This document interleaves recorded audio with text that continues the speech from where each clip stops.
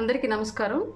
ఈరోజు కొంతమంది అంటే ఒకళ్ళిద్దరు జర్నలిజానికి సంబంధించిన వ్యక్తులు రేషన్ వాహనాలకు సంబంధించినటువంటి తమ అభిప్రాయాలను గత ప్రభుత్వం చేసినటువంటి విధానానికి సంబంధించి కొన్ని మీడియా ముఖంగా తెలియజేయడం అనే విషయాన్ని నేను చూశాను. వాళ్ళు చెప్తోంది ఏంటి అంటే, రేషన్ డీలర్ల దగ్గర ఉన్నప్పుడు అవినీతి జరిగేది పెద్ద ఎత్తున. 100 కేజీలు బియ్యంలో 30 కేజీలు వీళ్ళు సొంతగా అమ్ముకొని ఉండేవాళ్ళు, 70 కేజీలు డెలివరీ చేసేవాళ్ళు.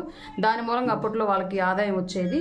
రేషన్ వాహనాలు ఇంటికి వచ్చి ఇవ్వడం మొదలుపెట్టిన తర్వాత అవినీతి అనేది లేకుండా పోయింది. డీలర్లకి ఆ డబ్బులు అనేవి అందకే రేషన్ డీలర్లలో వ్యతిరేకత పెరిగింది. జగన్కి అది ఒక వ్యతిరేకత అని చెప్పేసి వాళ్ళ యొక్క వివరణ. బట్ వాస్తవాలు చెప్తాను నేను ఇప్పుడు. అంటే నేను చూస్తున్నటువంటి ఊర్లో, మా ఊర్లో లేదా నా కుటుంబంలో, మా పక్క ఊర్లో, మా అమ్మ వాళ్ళ ఊరు, అక్క వాళ్ళ ఊరు, బంధువుల ఊర్లు, వీటికి సంబంధించినటువంటి జనాలలో ఏం జరుగుతుంది, మేమేం భావిస్తున్నాం అనే దాని గురించి మాత్రమే మాట్లాడతాను.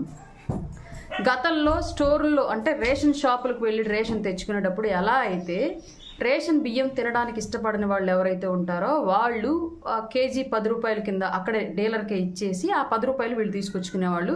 యథావిధిగా అదే ఇప్పుడు కూడా రేషన్ డీలర్లు వాహనాలతో ఇంటికి తీసుకొచ్చి ఇస్తున్నా సరే సేమ్ అదే జరుగుతోంది. ఇప్పుడు 25 కేజీలు ఒక ఇంటికి రావాలి అంటే 25 కేజీలకి 250 రూపాయలు డబ్బులు ఇచ్చేస్తున్నారు. రేషన్ బియ్యం వాళ్ళే తీసుకెళ్ళిపోతున్నారు. రేషన్ వ్యాన్లో వచ్చి తీసుకున్న వాళ్ళు ఎవరైతే ఉన్నారో ఆ కాంట్రాక్ట్, ఆ జాబ్లు వాళ్ళే తీసుకెళ్ళిపోతున్నారు. ఎలాంటి మార్పు లేదు దానికి సంబంధించి, దీనికి సంబంధించి. బట్ ఇక్కడ రేషన్ వాహనాల వల్ల ఇంకొక తలనొప్పి సామాన్యులుగా మాకేం జరుగుతుందంటే, రేషన్ షాపుల్లో ఇచ్చేటప్పుడు నెలలో 10 రోజులు తప్పనిసరి ఎట్టి పరిస్థితుల్లో ఇచ్చేవాళ్ళు. మాకు ఎప్పుడు కుదిరితే అప్పుడు మేము వెళ్ళి తీసుకొచ్చుకునేవాళ్ళం. ఇది జనరల్గా మాకు దగ్గరలో ఉంటాయి కాబట్టి గ్రామాలు అండ్ పట్టణాలకు దగ్గరలో ఉండే పల్లెటూర్ల విషయం. అంటే సుదూర ప్రాంతాల్లో ఎక్కడన్నా రేషన్ షాప్ ఒక ఊర్లో ఉండి తండాలు ఇంకెక్కడన్నా దూరంగా ఉన్న వాళ్ళకి మేబీ అక్కడికి వెళ్ళి తెచ్చుకోవడం ఇబ్బంది అవుతుందేమో. మరి వాహనాలు వాళ్ళ ఇళ్ళకెళ్ళి ఇస్తనే ఎప్పటికైనా, లేదంటే అది కూడా అట్లాగే జరుగుతుందో ఎక్కడో దూరాన్ని పెడితే ఆ వెహికల్ తీసుకెళ్ళి తెచ్చుకోవడం అనేది నాకైతే తెలీదు. జనరల్గా పట్టణాలకు దగ్గరలో ఉన్నటువంటి గ్రామాలు, రోడ్డు వసతి అన్ని సవ్యంగా ఉన్నటువంటి గ్రామాలకు సంబంధించిన విషయం మాత్రం నేను చెప్తున్నాను. రేషన్ షాపులకు వెళ్ళి 5 రోజుల పాటు 10 రోజుల పాటు ఎప్పుడు మాకు కుదిరినప్పుడు తెచ్చుకునేవాళ్ళం. బట్ ఇవాళ రేషన్ వాహనాల వల్ల వాహనాలు వాళ్ళ ఇళ్ళకెళ్ళి ఇస్తనే ఎప్పటికైనా, లేదంటే అది కూడా అట్లాగే జరుగుతుందో ఎక్కడో దూరాన్ని పెడితే ఆ వెహికల్ తీసుకెళ్ళి తెచ్చుకోవడం అనేది నాకైతే తెలీదు. జనరల్గా పట్టణాలకు దగ్గరలో ఉన్నటువంటి గ్రామాలు, రోడ్డు వసతి అన్ని సవ్యంగా ఉన్నటువంటి గ్రామాలకు సంబంధించిన విషయం మాత్రం నేను చెప్తున్నాను. రేషన్ షాపులకు వెళ్ళి 5 రోజుల పాటు 10 రోజుల పాటు ఎప్పుడు మాకు కుదిరినప్పుడు తెచ్చుకునేవాళ్ళం. బట్ ఇవాళ రేషన్ వాహనాల వల్ల వాళ్ళు సైరన్ వేసుకొని కుయ్యి మన అదొక ఎమర్జెన్సీ లాగా వచ్చి ఇప్పుడు తీసుకుంటేనే వీధిలో ఒక మూలను ఎక్కడో పెడుతున్నారు. ఆ మూల అందరం పోయి అక్కడ నించోవాలి. అప్పుడు తీసుకుంటేనే ఇస్తాడు. ఇన్ కేస్ ఆ మూల నుంచి ఇంక మిస్ అయ్యి వెళ్ళాడంటే మళ్ళీ రాడు.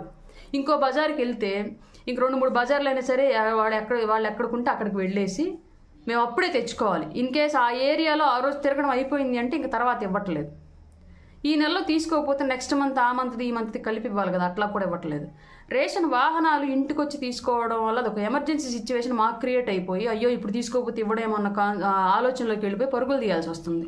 దానివల్ల సామాన్యులకు మాకు అది కొంచెం ఇన్కన్వీనియంట్గానే ఉంది తప్ప కన్వీనియంట్గా అయితే లేదు. ఇది నా అభిప్రాయం. అలాగే నాలాంటి మా సరౌండింగ్స్, మా పరిసర ప్రాంతాల్లో ఉన్నటువంటి వాళ్ళందరి అభిప్రాయం కూడా ఇదే.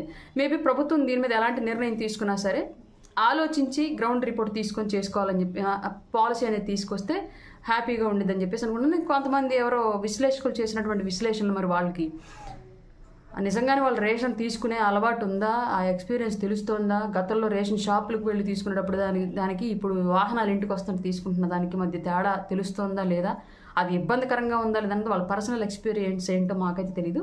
మా ఎక్స్పీరియన్స్ అయితే ఇది.